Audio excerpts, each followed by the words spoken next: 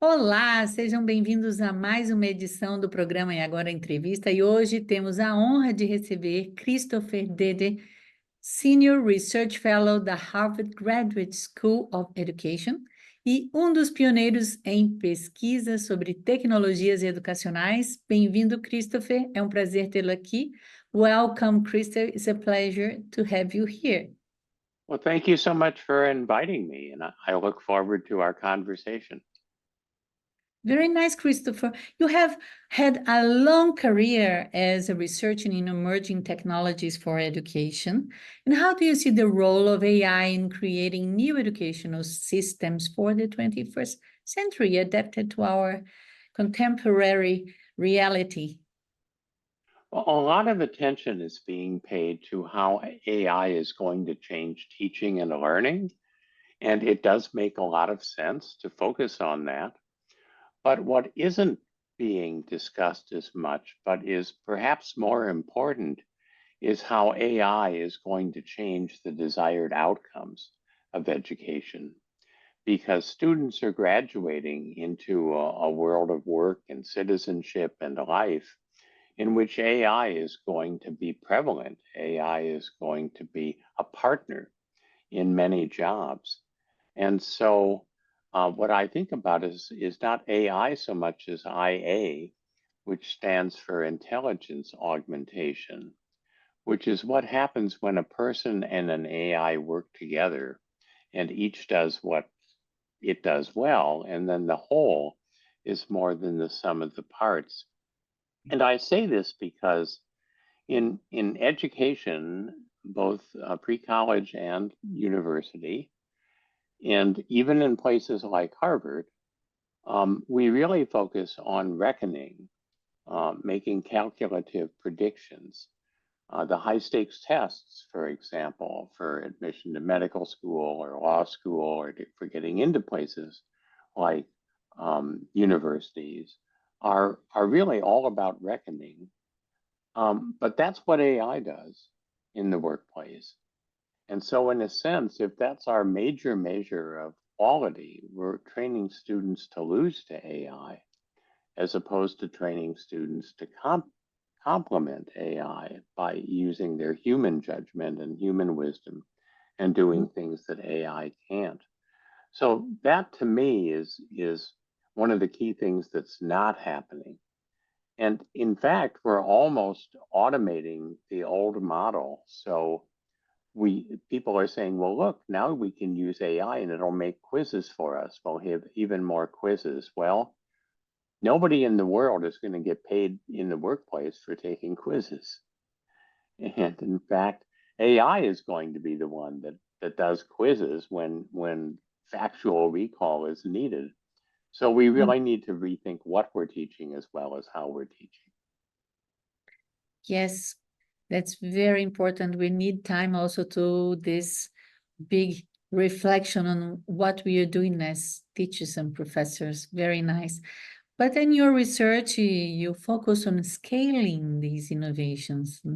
So what are the main challenges in bringing AI solutions developed on a small scale to a larger educational system? I have worked for many decades on scaling learning technologies, and there are many desirable aspects of technology that make it able to scale. So, for example, while MOOCs, massive open online courses, had their problems, they still were a way of reaching millions of learners online because the technology made it possible to do that. Artificial intelligence, though, is different and tricky in a couple of respects. One of them is that there's a lot of hidden costs to AI. Right now, AI is very heavily subsidized by the companies that are producing it. They're losing money every time somebody puts in a prompt.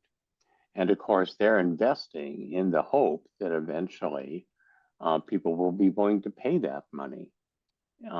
But right now, it's difficult to scale because the company can afford to let people, kind of play with it or use it for their own small scale things. But the minute that you talk about using AI massively, these companies are going to say, wait a minute, we're going to have to charge you a bunch of money for that. The other is that AI doesn't really understand context. It's sort of one size fits all, these large language models. So if you're say I'm traveling to a city and I want to know what's most important about crossing the street, AI might say always look to your left. Well, that's true for most of the world, but you'll get killed in England if you look to your left, because the traffic is going to be coming from the right. And in Germany, it might not be so important as left or right, but many countries, you can kind of do what's called jaywalking. You can step out even when the light isn't in your favor, and as long as you get across okay, that's fine. In some countries, though, you get ticketed and fined for jaywalking. So adapting AI to every context, helping AI understand every context is difficult. And that's a barrier to scale as well. And that put into education even more because we have so many factors. So you also are one of the co-founders of the Silver Lining for Learning initiative. So how has this initiative and how has it been contributing to the global conversation on educational technology and AI in education? Well, Silver Lining for Learning is an example of scale, kind of unintended scale. In March 2020, the week that everything shut down because of the pandemic, I and several other experts in online learning at different universities got together and we said, this is a terrible tragedy. It's wonderful that people will now have to do online learning because we think online learning is powerful and useful. But it's terrible because they're going to do it poorly because they're not prepared, and then they'll blame the medium of online learning rather than the lack of preparation. So we said, every Saturday we'll do an hour program, and we'll highlight all around the world transformative things that are being done with online learning. And we said, in 5 or 10 weeks, when the pandemic is over, then we'll stop. Well, that wasn't a very good prediction because, of course, the pandemic went on for several years. But now, even when the pandemic has receded, we're still going. This Saturday is episode 216. And that's 216 case studies of different kinds of transformative learning around the world. We've done several programs on innovations in Brazil, for example. And the reason I think that's important is that there are many things happening, especially in the global South, that are not visible to most of the world. These are not people who have the money to come to international EdTech conferences. They're not going, or they don't have the time to write big articles in scholarly journals. And yet the work that they're doing is really important and often very valuable in understanding how to help people who've been marginalized. So our series really highlights a kind of bottom-up knowledge about technology that complements the top-down knowledge that comes out of universities and international conferences and scholarly journals. And we're proud of that. And personally, we've learned so much by listening to these very inspiring stories of people who are heroes to us, working in difficult conditions with marginalized groups and making a big difference on very little resources. That's amazing. Congratulations for this wonderful work. Really, we will definitely put here on the description of our program the link for this amazing project, and I think the Brazilian teachers will really appreciate to get to know it. So, in addition of all that, of being a researcher, you are also an important advisor on public policies in educational technology. So, in your opinion, what policies are essential to support a responsible and inclusive educational transformation with AI? Well, I think there's some lessons learned that we've all gained from watching different public policies about AI. One of the failures I've seen in many public policies all over the world, including the United States, is that people think that the technology is all that they need to invest in. So they'll buy equipment, they'll buy internet connections, and then they think wonderful things are going to happen. But actually, there needs to be substantial investment in human capacity building so the teachers and professors and other types of educators and parents can use the technology well.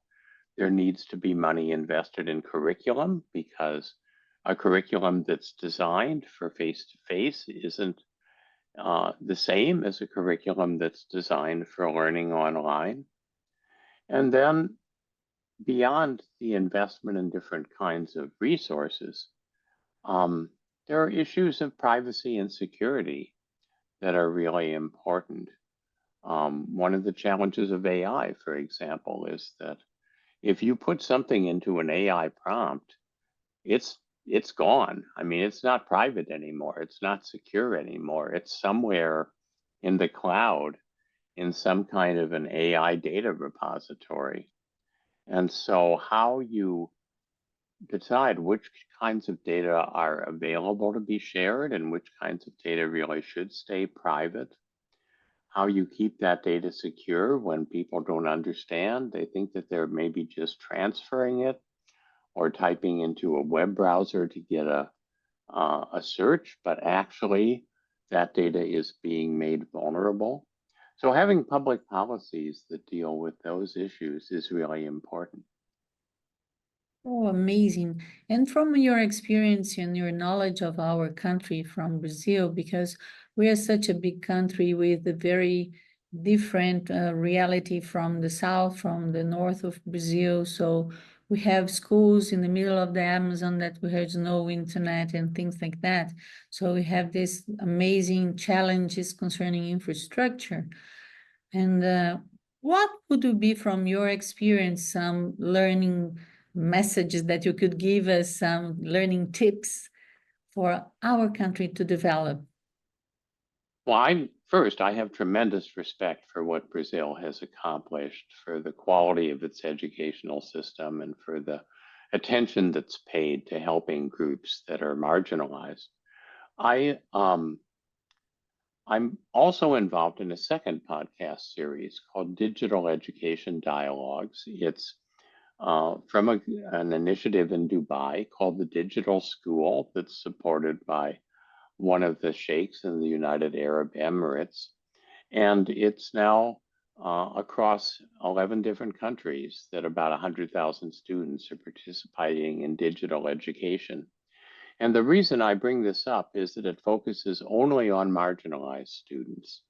So it focuses on students in refugee camps, students who are in rural areas where there really aren't the resources to have someone who's been trained as a teacher.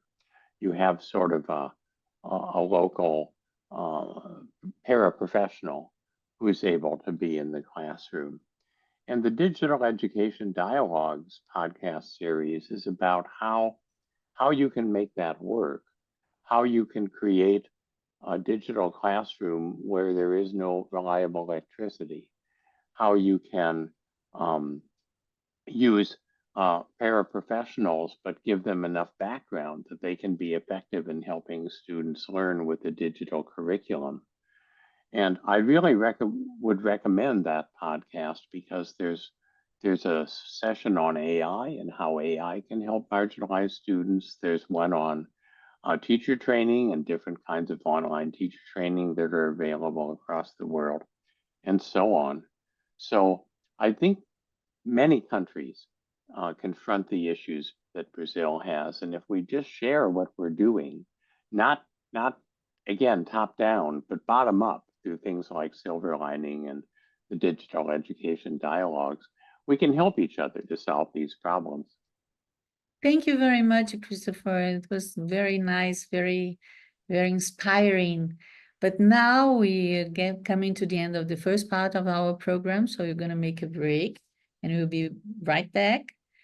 Então é isso, pessoal. Nós estamos aqui chegando ao final da primeira parte do nosso programa, mas não saiam daí, que nós já voltamos daqui a pouquinho.